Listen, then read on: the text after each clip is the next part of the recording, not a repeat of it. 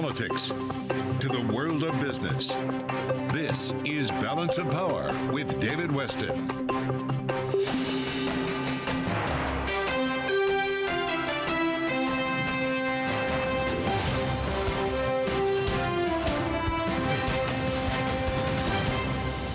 From Bloomberg World Headquarters in New York to our television and radio audiences worldwide, welcome to Balance of Power. We begin today with China and semiconductors because the United States of America imposed new restrictions on technology to China, which is really causing semiconductor stocks, both in China and the United States, to tumble. And we turn now to our Washington correspondent, Joe Matthew. He's host of Sound On weekdays on Bloomberg Radio. So, Joe, what did the United States do exactly, and why is this having such an effect? You know, this is a story that actually began unfolding a little more than a month ago, David, early September, when NVIDIA warned that restrictions on the sale of AI chips specifically could mean the difference of hundreds of millions of dollars in its revenue. And it has only grown more intense since then. The Commerce Department announcing, indeed, not only the restrictions on the sale of AI and supercomputing chips, but also, David, on computer chip manufacturing equipment. Commerce also adding 31 Chinese companies to its unverified list, making it essentially impossible to sell high tech to these companies. This, of course, is all happening as the U.S. tries to reshore a chip manufacturing industry that has since left the United States. You remember that more than $50 billion in incentives passed last year as part of the Chip and Science Act by Congress. Reaction from Beijing has been strong. A spokesperson for China's foreign ministry called the moves unfair, and an editorial in the nationalist Global Times, David, writes, quote, "Only arrogant and ignorant people can truly believe the U.S. can block the development of China's semiconductor industry." David? Arrogant and ignorant people. Very interesting. Thank you so much to Bloomberg's Joe Matthew. You can catch him again this afternoon at 5 p.m. Eastern Time on Sound On Bloomberg Radio. And now we turn to a China expert, Wendy Cutler. She's Vice President and Managing Director of the Asia Society. Wendy, welcome back. Good to have you here. I don't know whether Washington was intentionally doing this on the eve of this 20th Congress or not. I suspect President Xi will see it that way. Give us how he would view this as he's getting ready for that starting on Saturday. Yes, as you mentioned, the 20th Party Congress is underway in less than a week. I'm sure China is not happy with these newest high technology restrictions. And I think as a result, we're going to see coming out of the Party Congress a doubling down on the need for self-reliance by China to develop its own indigenous technology sector. Well, talk more broadly about what we expect out of this Party Congress. Obviously, the big item, as far as I know, is President Xi saying, "I'd like a third term." Everyone expects he's going to get that. But what do we expect in terms of the rhetoric coming from President Xi or those around him? Well, with respect to the economy, I don't see a big policy, a new economic policy coming out of the 20th Party Congress. I expect that China, again, is going to double down on technological self-reliance, on technological innovation, perhaps on common prosperity. But I don't expect major reforms or the lifting of its zero COVID policy, which could, quickly help it turn around its economy. Well, that's interesting, Wendy, because the Chinese economy, at least from the outside, doesn't look like it's going as well as it has in recent years. Growth is not as fast. They've got also the property sector really under pressure, a lot of debt. Does President Xi need to reassure the people there at the Congress somehow that he's got a plan? He does, but we need to think of his plan the way the Chinese will see it, and that's why emphasizing technological self-dependence, technological innovation, and the ability to kind of go it alone and not let their economy be leveraged by the United States and others. So while China's facing serious economic headwinds, I don't expect a big move to reform or a new policy direction to open up the economy. Do you expect to see a relatively new economic team surrounding President Xi? As I said, unless you have a different view, everyone expects he certainly will get his third term. But then the question is, who's going to be around him? Right. So all eyes are not on Xi's term itself, but more on who he surrounds himself with and can he bring on his loyalists. But there will be a new economic team. There'll be a new premier. Premier Li is expected, is announced that he will be retiring. The premier is in charge of economic policy. Plus the vice premier, Li He, is expected to step down as well. But my view is, regardless of who is on this new economic team, we're not going to see a major policy shift on behalf of China. One of the things that we expected from President Xi originally was to be a reformer, particularly with things like state-owned enterprises. He seems to have moved away from that. Do we expect a continuation of essentially a centralization of the Chinese economy, if I can put it that way? Yes, I think we're just going to see a more robust state sector. This is something that Xi Jinping has supported. And I think we're also going to see the state sector getting more involved in the private sector, like we have seen over the past couple of years. One of the big issues, obviously, for a lot of people in the West, in the United States particularly, is U.S.-China relations, which have not been in a very good place recently. Is there a prospect that after President Xi gets his third term and gets past this 20th Party Congress, there could be something of a breakthrough there? Well, there's a lot of wishful thinking, but I think expectations should be kept in check. There is hope that President Xi and President Biden will meet on the margins of the G20 meeting when they're in Indonesia in November. This would be the first face-to-face meeting between them since Biden has become president, and it would be obviously the first meeting since the 20th Party Congress. But again, I wouldn't expect breakthroughs, particularly given the latest move by Washington to impose sweeping restrictions on high technology exports to China. This is going to be viewed as a hostile act by China. And again, I don't think it's going to contribute to lowering tensions anytime soon. Well, exactly, Wendy. As you watch this, because you're a student of these relations, is either side opening up any possibility to maybe make some progress, even in marginal places? Well, hopefully, in areas of common concern, whether it be the global food crisis or climate change or debt relief, there are issues where the two sides should and the world would benefit from them working together. I don't rule that out, and maybe it'll be easier for them to do so within the context of the G20 with Indonesia at the helm versus doing it bilaterally. At the same time, does President Xi, in your opinion, because as I say, you're a student of this, does he see himself basically as a competitor with us on things like climate, for example, and energy policy, or somebody who would want to cooperate with us? I think he looks at the Biden administration offer of cooperation as something that he's not interested in until he sees moves by the Biden administration to answer some of his concerns. Does President Xi... He wants to get paid for cooperation. I see he wants something in return, a quid pro quo. Yeah. As far as we can tell, do you think President Xi feels any political pressure, if I can put it that way, within China? I mean, we have had the zero COVID. There have been some reports of people who are not very happy with that. We don't have the same robust growth, which has been sort of the deal he's made with a lot of people, I think, in China, that if you allow me to a lot more control, I'll make your lives better. I'm not sure that's happening as fast as before. Is he feeling any political pressure at all, do you think? We just don't know. There are reports of social unrest due to the housing, crisis, also due to the COVID policies, also due to large unemployment rates of young Chinese students. And so we don't know, but he's coming out of this party Congress with a third term, and I think we should expect to see him doubling down on a lot of the policies that he's been pursuing over the past 5 and 10 years. Okay, Wendy, it's always a pleasure to have you with us and very helpful. That's Wendy Cutler. She's Vice President and Managing Director of the Asia Society. Coming up, we look ahead to the CPI numbers coming out this week on the heels of those relatively strong jobs numbers from last Friday. We're going to talk about all that with Michael Gapen of Bank of America. This is Balance of Power on Bloomberg Television and on radio.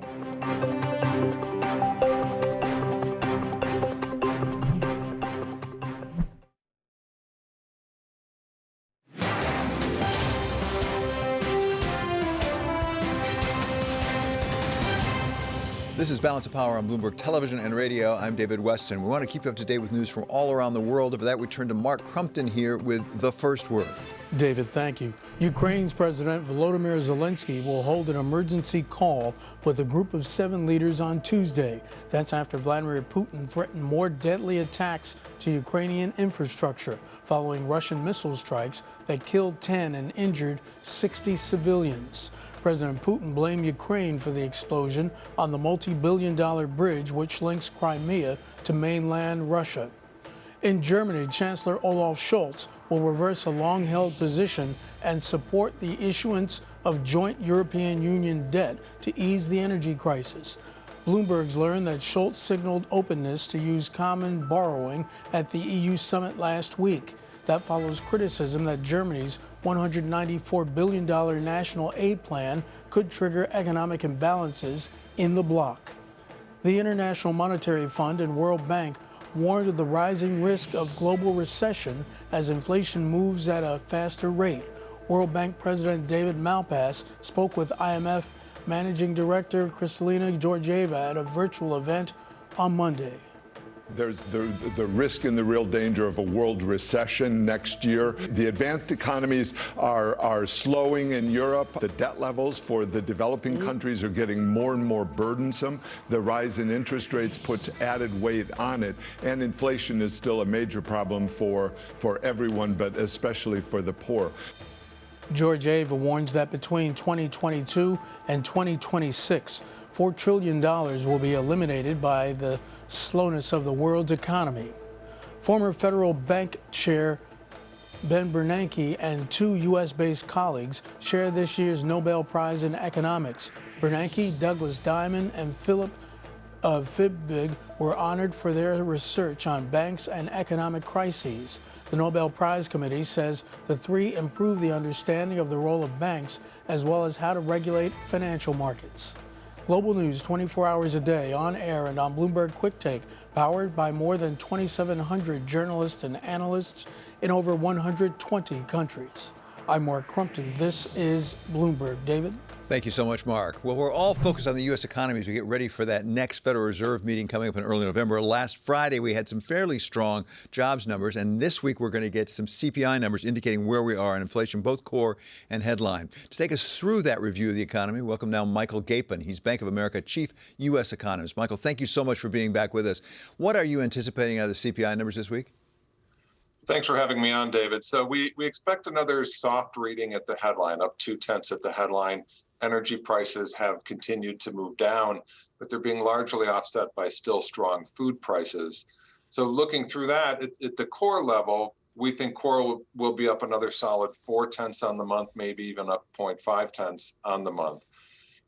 We're still expecting core goods prices to come down. So categories like used cars, for example, could come down quite a bit in the coming months, but we're not quite seeing that show through in the data for now. So we think it'll be a mix that says, okay, we're still getting some payback from energy prices, but underneath that, core inflationary pressures are still looking quite firm. All of which I think, at least with the jobs numbers of Friday, indicate we've got a pretty strong economy still moving forward. The question is that good news or bad news for the Fed and what the Fed's likely reaction will be? I mean, we have a very difficult situation facing the Fed right now as they try to get to be restrictive enough to get the inflation under control, but not put us into a recession. We talked to Bill Dudley, the president of the New York Fed, earlier today, and this is part of what he had to say about that. Powell has now endorsed the notion that there is going to be some pain involved. I think what the Fed has not done, though, is admitted, how do we get into this mess in the first place? The Fed's strategy here is not to just keep hiking regardless of what's happening in terms of the real economy. But I think they want to go to a restrictive policy, and then they want to hold it there until they see clear signs that that's actually bringing inflation down and generating more slack in the U.S. labor market. So the question for all of us, Michael, I think is, can they get inflation under control without doing some substantial damage to the real economy? I think the answer is yes, but we're then debating on what do you mean by substantial. I think Bill's concern is that, well, we're behind, and if you want to slow the the inflation rate, you're going to have to curtail demand in the labor market. And boy, that smells like a recession. And I think Bill has been arguing that we're likely to need to absorb more pain than policymakers have been saying, at least up until recently. So I think I'm generally of that same mindset. I do think you have to slow down demand for employment. I think the unemployment rate will be rising more than the Fed is projecting. But it's all in I think the right goal, which is to bring inflation back down to 2%. So I do think the economy will have to absorb some pain here, and labor market momentum will have to be slowed. As long as that translates into low and stable inflation, I think that's the right goal over the medium term. So it's like the combination of a near-term bearishness view, but one that is actually medium-term bullish. Michael, give us a peek at your scorecard here. How are you scoring the effects of what the Fed has done already? They've already raised a fair amount. People tend to think there's another 75 basis points coming our way in November. Where are monetary conditions right now? So by our assessment and looking across a wide set of metrics and comparing them, say, to the last several business cycles, I think our view would be that financial conditions are almost as tight as they were in the tightening cycles coming into the early 2000s and into the 2006-2007 period prior to the global financial crisis. So a lot of tightening has been done, and tightening has been put into place quite rapidly over the span of about 6 to 9 months here. But we're kind of just short of those prior cycle peaks. It suggests things should be slowing down. And then if the labor market is just really, really strong because reopening forces are strong, it suggests the Fed may still have a little more work to go. But a lot of tightening has been put into place. A lot of tightening has been put into place in a relatively short period of time, has it not? I mean, as an economist, how important is the number you get to and how important is the slope getting there? Because I think this has been pretty vertical. It has been. It's the rapidity with which we've gotten to where we are is fairly unprecedented, at least relative to kind of your last two major tightening cycles. And the problem here is the lags between when the Fed tightens policy and when the economy responds. That's variable. History says it can be, say, as little as 9 months, maybe it's more like 18 months. So it's really hard the faster you go, the harder it is to see the effects of your policy actions in real time, the risk that you may tighten more than you ultimately intended to. But I think the Fed is saying, look, it's probably better that we do more than less right now and turn the inflation story sooner than later. If we do too much, maybe we can course correct later. But yes, that's the danger. They're tightening awfully quickly. I think they'd like evidence that this is working so they can slow the pace of rate hikes from here. Michael, I'm also curious about what connection, if any, between the United States economy on the one hand and the globe on the other. We have the IMF World Bank meetings coming up later this week. You saw a little bit there of what David Malpass said from the World Bank. Christina Georgieva, I think, is saying something we're taking $4 trillion of economic productivity out of the economy since the pandemic started. What is the threat to the United States economy because of its interrelation with the globe, or are we pretty much on our own?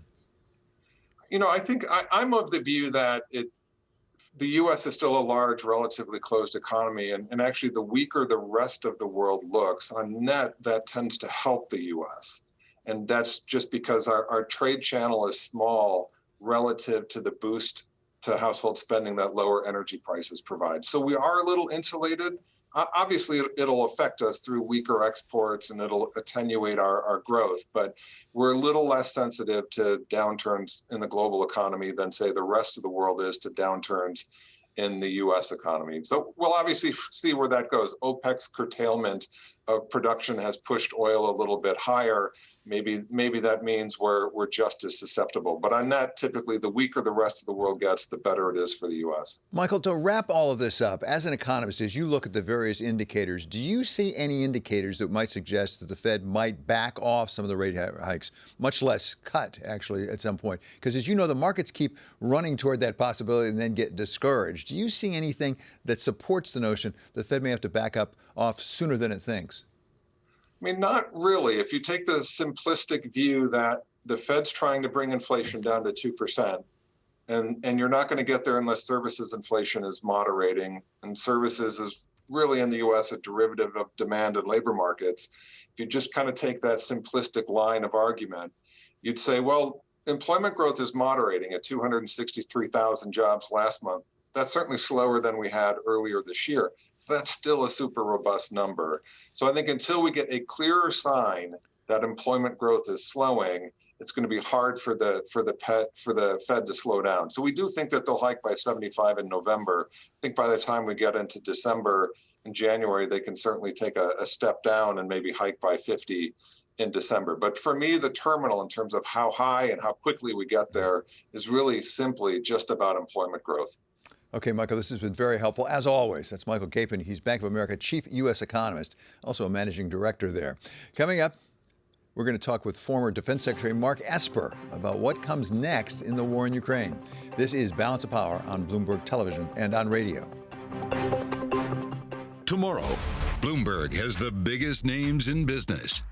First, from the Greenwich Economic Forum in Connecticut, a global perspective on alternative investments with influencers from politics and finance. Then, Bloomberg Invest New York, where industry leaders discuss the challenges and opportunities in today's changing economic landscape. Coverage begins tomorrow, only on Bloomberg, your global business authority.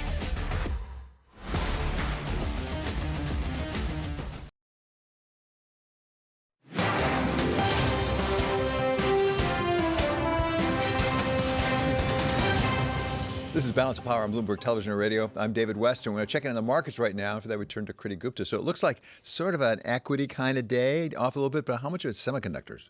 A good chunk of it. It's driving the entire market down, actually. So this comes right back down to geopolitics. We've been talking about this, I feel like for weeks, David, this idea here that President Biden is actually cutting some of the technology exports that are getting sent to China. So for those of you who are not familiar, basically when a chip is made, we like to think of the tiny little things that go into smartphones and washing machines and cars. Well, there are even tinier pieces that go into that tiny piece that the United States actually exports. So when the Biden administration basically takes that part out, what it does is kind of cripple an entire chip industry. And it's on those fears that some of the biggest heavyweights of the S&P 500 are kind of coming crumbling down. NVIDIA, Advanced Micro Devices, Applied Materials. These are all heavyweights in the S&P 500 that are pulling the entire market down. And you can really see the pain in the NASDAQ, down 1.5%. The semiconductor index, the SOX index, now trading at November 2020 levels, right back to where the last presidential election was. So you can really see that geopolitics are at play here. And of course, this is coming ahead of a very tumultuous, a very volatile earnings season as well. So that's going to be something that we're going to want to pay attention to. And when will we turn back to the Fed? When the CPI numbers come out? When the CPI numbers come out, it kind of feels like we go from payrolls to CPI to Fed decision and then rinse and repeat. What's crucial about the bond market right now, though, of course, it's closed today, but Liz McCormick and our team over on the print side actually wrote this amazing story about just how many funds or sources of demand are kind of drying up when it comes to foreign buyers, when it comes to at the same time that QT is happening. So there's a lot of pain in the market that would have happened individually and now as a whole. But there is a liquidity crunch on treasuries, it looks like right now. That's no question. There is. Thank you so much, Kriti Gupta. You can watch Kriti again at 1 p.m. Eastern Time on Bloomberg Markets, where she will be anchoring. And this is Balance of Power on Bloomberg Television and on radio.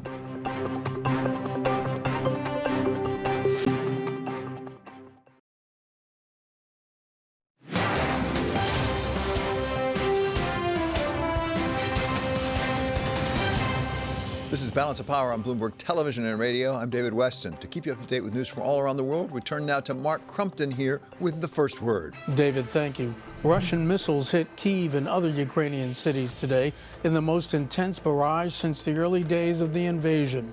And President Vladimir Putin threatened further attacks, warning that the action could be harsh.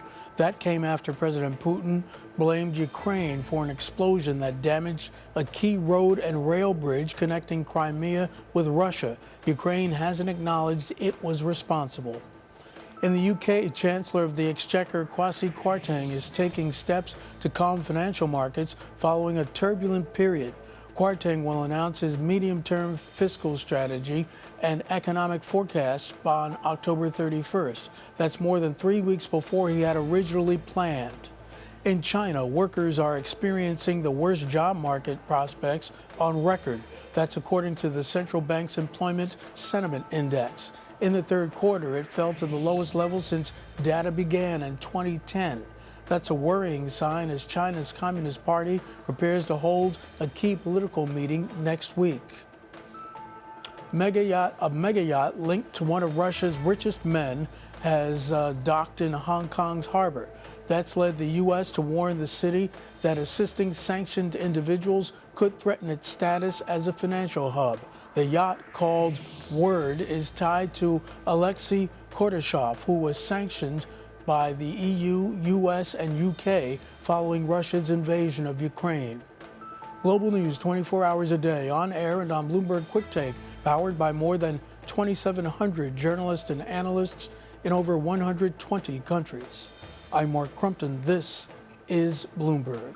Thank you so much, Mark. I want to stick with that story of Ukraine and the war there that Russia is waging. Of course, we all learned over the weekend of that substantial damage done to the bridge over to Crimea, something that Ukraine has not yet at least claimed responsibility for, but it didn't stop Russia from retaliating with some massive missile strikes against Kiev and other cities.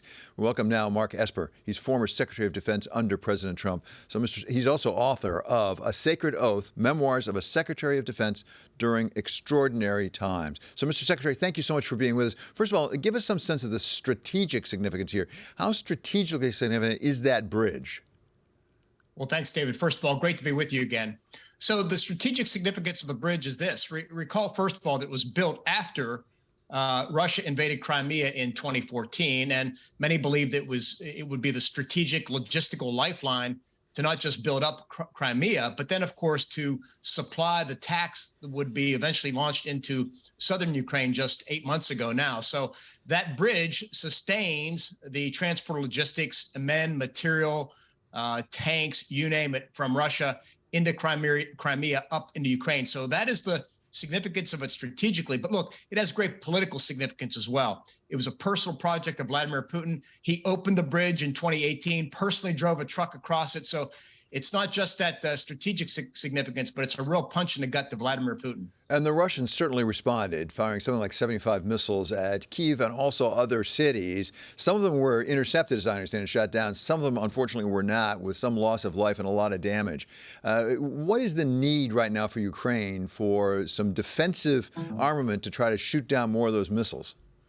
Yeah, 83 missiles, half of which were shot down, targeting energy plants and also civilian infrastructure. So there's no reason whatsoever for do that. This is just a new low for Vladimir Putin, terrorizing civilians. I think at this point we need to rush anti-aircraft systems, long-range anti-aircraft, anti-missile systems into Ukraine so that they can defend their cities and their energy facilities, their infrastructure.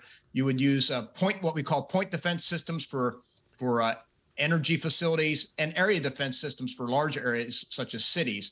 Those types of systems will help shoot down any further missiles and provide, Ukraine a veneer of defense. Because at this point, this seems to be like one of the last cards that Vladimir Putin has, and that's the long-range bombardment of civilian cities. Secretary Esper, you said rush. What does that mean as a practical matter? When could we actually, if we wanted to, how fast we could get them there, and how long does it take to train up the Ukrainian forces?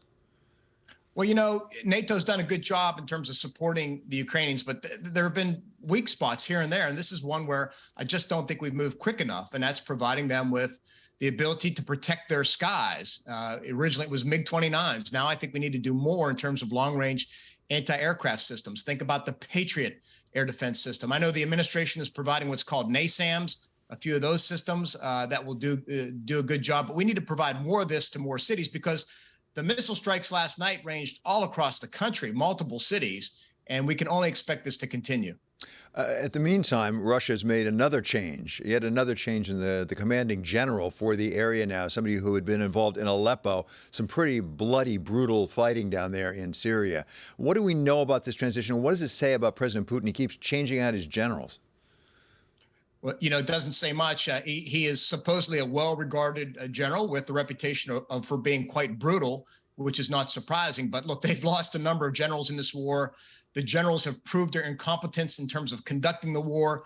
We'll see if this guy is any better. But look, the ranks of the Russian military, all the way up into the political overseers, is rife with corruption. And so I'm not expecting, anything different here. But we got to see, we could expect to see, again, more lows, more attacks on civilians, more war crimes if this gentleman lives up to his reputation. The Russian forces and the armaments certainly have not measured up to what I think a lot of people in the West anticipated, including the United States. Our intelligence looks like it may have been faulty as well. Is corruption part of the reason for that, do you think? That, in fact, they spent an awful lot of money, but it didn't all get put into weapons and training of troops? A big part of it. Autocracies are corrupt by their nature. You have people feeding off the system. You have folks lining their wallets. And at the same time, they're telling Putin and the generals that everything is okay, and they have a superb military, and they have these staged war games that make everything look good. Look, what we've learned from throughout the course of this conflict now, 9 months, and certainly in the first few days of the conflict, that we overestimated the capability of the Russian military and underestimated the capability and the will to fight of the Ukrainian people. And they have been inspiring for sure. At the same time, we're looking at ways that perhaps we can help Ukraine defend itself. Do we need to be concerned in the West, in the United States or the NATO countries, about possible retaliation from Russia against us? Maybe not with military, but maybe, for example, with cyber. Well, absolutely. I assume a cyber war has been going on, that we haven't heard much about it because it's conducted in the shadows, if you will. And we have the best cyber capabilities in the world. I spent a lot of time as Secretary of Defense focusing on that, beefing up their capabilities, making sure they had the people and the resources to do it. So I imagine that war is being fought, and we're just doing a really good job in terms of beating them back. So that's occupying a lot of our time and attention. There are other things going on in the world. Let me ask you one other, and that's North Korea, because it sure seems like they seem to be rattling their saber more these days. Yeah, look, he's shot now 25 missiles since the beginning of the year towards Korea or Japan. He's upset because the world is focused rightly on Russia and Ukraine. He wants attention put back on him, Kim Jong-un. And I think he's disturbed by two other things. First of all, the joint military drills that have been conducted over the past couple months between the United States, South Korea, and Japan.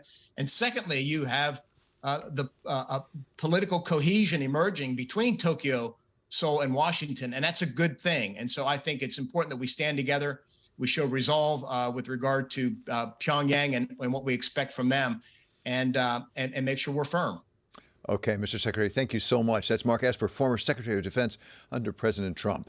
Coming up, it's Monday, so we take another look at midterms 2022 with our political contributor Jeannie Sheehan Zaino and with Lisa Miller of Cogent Strategies. This is Balance of Power on Bloomberg Television and on radio.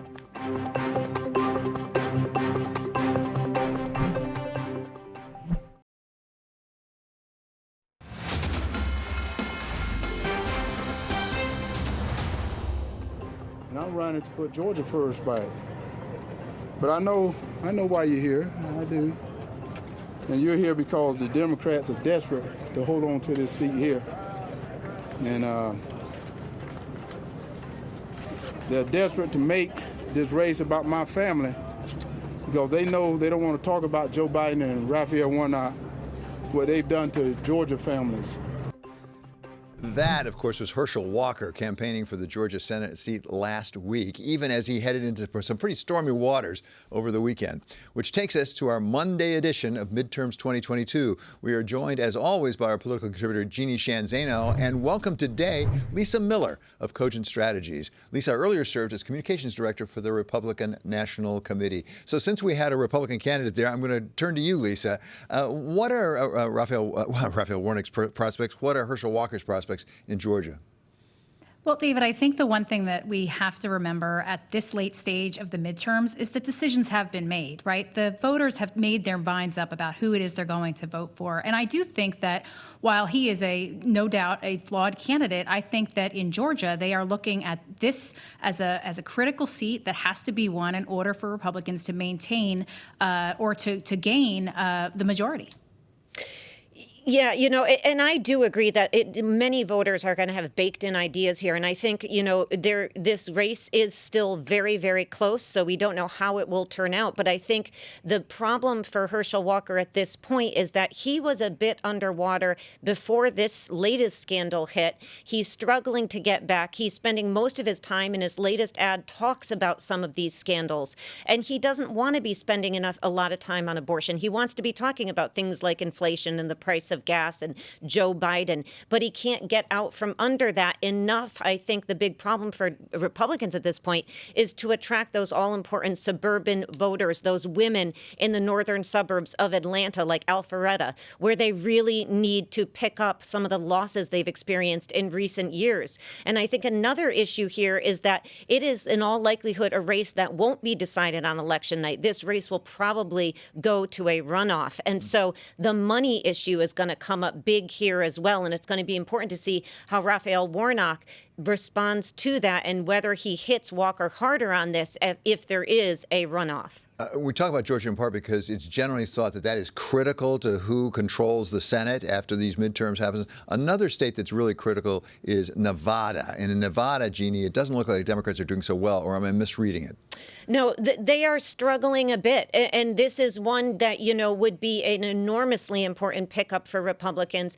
Democrats are struggling, and this is one of the key states that Republicans are hoping that they can flip, and they are focusing an awful lot of attention in this state as they are in Wisconsin, which would be a hold for them, not a pickup, on the issue of crime. And that has been a problem for Democrats all along. Issues of crime and the border have become intertwined, and we see ads out there by Republicans focusing on this issue. Another state where they're doing this is Pennsylvania, and that is playing very big. When I look at this election overall, I see issues of what are you most afraid of? For Republicans, it's crime, it's inflation, it's Joe Biden. For Democrats, it's their body, the future of their health care, it's election, integrity, and it's also Donald Trump. So it's almost a what are you most afraid of election out there, and we see that playing out in Nevada with crime. Lisa, we did have a couple of debates over the weekend in North Carolina and Wisconsin. At the same time, not a lot of news coverage of them. I'm not sure exactly the role of debates this time.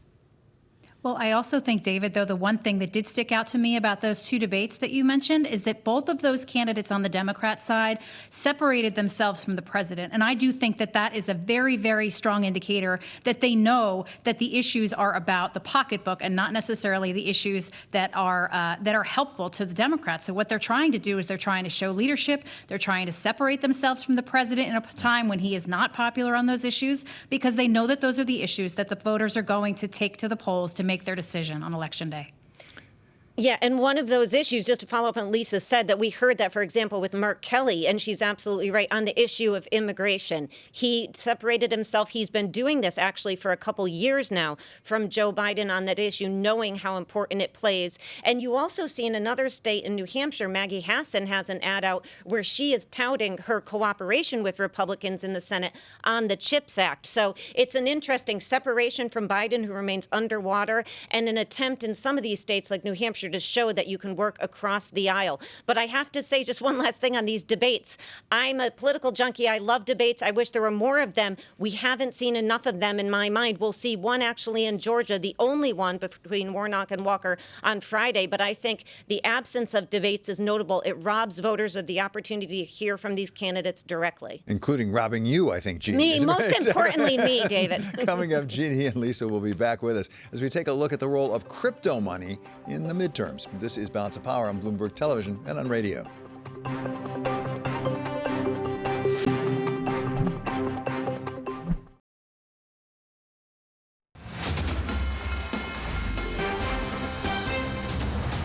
This is Balance of Power on Bloomberg Television and Radio. I'm David Weston. We talked last week about the huge fundraising for the midterm elections. This week, we take a look at some of the heaviest hitters and the use of crypto executives for fundraising league tables. Here with the report is Bloomberg's Shonali Basak. Shonali? Listen, David, certainly you're seeing some of the classic names in the past year, some of the classic major donors in the party. You have seen across both party lines, frankly, George Soros, Peter Thiel, Ken Griffin, really donating to the biggest PACs in the country as well as local races. But really what we have to point out is the two new names in town. Both of them are young and both are tied to the crypto industry. We're talking about 30-year-old billionaire Sam Bankman-Fried, the founder of FTX, who's minted himself as one of the top 5 political donors in the country, with his funds leaning towards Democratic candidates. And that's according to data compiled by Open Secrets through September 20th. And that data also shows you that one of Bankman-Fried's deputies, 29-year-old Ryan Salem, is in the top 10. But his funding leans Republican. While both FTX executives have supported the GMI PAC, which does back crypto-friendly lawmakers, they're focusing on other things also. That includes pandemic preparedness as a key target for their political giving. Bankman-Fried has also supported the Democratic Majority for Israel, while Salem's PAC says it's putting money towards national security and economic prosperity. So how does this compare to larger, more established givers from Wall Street? Well, if you look at George Soros, he has recently donated to PACs tied to criminal justice reforms and a progressive PAC that focuses on scrapping spending caps imposed by Republicans and raising minimum wages. Steve Schwartzman has given money to individual Republican candidates while also donating to PACs, including one focusing on tax cuts and light regulation. Ken Griffin is also giving to individual Republican candidates and GOP PACs. Now, listen, a lot of the giving from the crypto executives went towards primary races, and we're waiting for some federal election committee deadlines that start this coming weekend for a bigger update on where many donors, both longstanding and up and coming, are placing their funds, David. Thank you so much, Sonali Basak, for that latest installment of Wall Street Votes. Still with us, our political contributor, Jeannie Shan Zaino of Iona University, and Lisa Miller of Coach and Strategy. So, Lisa, in the past, I thought I could predict who's going to benefit. I mean, George Soros, I kind of have an indication where he's going to put his money. Steve Schwartz, my kind of indication. Do we have a sense of the crypto guys? Oh, I don't know. But the one thing that sticks out to me is that they're still talking about the pocketbook issues, which I know are the issues that the voters are caring about.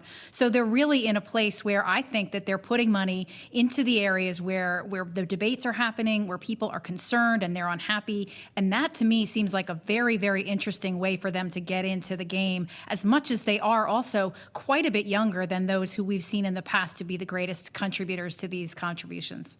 Yeah, and one of the interesting things about Sonali's report is the fact that these billionaire, crypto guys, as I call them, they are not just focused on crypto regulation, although that's a huge issue in Washington, D.C. and across the country at this point. They have fanned out and they are focused on a lot of different issues that are meaningful to them. And Lisa pointed out many of those are issues involving the pocketbook. But I think that's one thing that's interesting. Another interesting thing is the huge increase in the number of people who are giving $10 million or more. It was 3 in 2014. We are now up closing in on 20 in 2022. That's an enormous increase. And many of these donators, givers, are stealth candidates to the extent that they donate to both sides. We're not quite sure what the aim, the goal is. And that, from a democratic, small d democratic perspective, can be a little bit problematic. I have to say that as a political scientist, it raises questions because it raises a question of a wealth oligarchy in this country, as our candidates and our parties and, our elections are increasingly at the, hand of very, very wealthy people and not necessarily, being run by the people. Yeah, that wealth oligarchy, I think, goes beyond just politics. Some people would suggest in the United States. But Lisa, let me ask you, in terms of influencing the direction of a campaign or the success or failure of a campaign, how much of it is the individual contributors and how much is the bundlers? It used to be at least the case that the bundlers were the ones that really counted.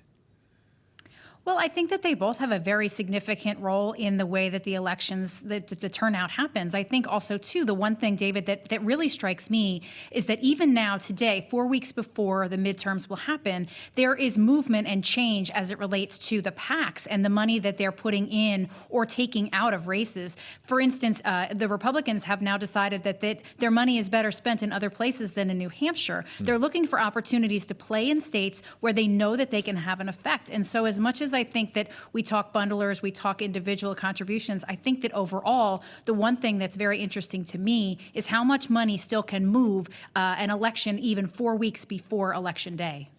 Yeah, and another thing I just have been watching is the amount of money given during primary season that ends in the general election. And in part, that is because we have so many gerrymandered districts. If you can influence the choice at the primary level, in the case of New York City, for instance, you don't have to donate at the general election level. And that's been interesting to watch the money differential there as well. But another point that Jeannie made actually in the last segment is they may need the money not just for the election, but for what comes after, because some of those recounts and things are pretty expensive there as well, right, Lisa? Absolutely. There's no question about it because there's so much more that goes into that. We have also, too, the early voting. Early voting plays a role, as Jeannie had mentioned in an earlier conversation, so much so that we will definitely not be looking at an election day result as much as we will be looking at a perhaps possibly a November decision. Okay, thank you so much for a terrific conversation. That's Jeannie Shanzano and Lisa Miller. Check out the Balance of Power newsletter on the terminal and also online. Coming up, Balance of Power continues on Bloomberg Radio. In our second hour, we'll talk to retired General Ben Hodges about the latest developments in the war in Ukraine. And this is Balance of Power on Bloomberg Television and on radio.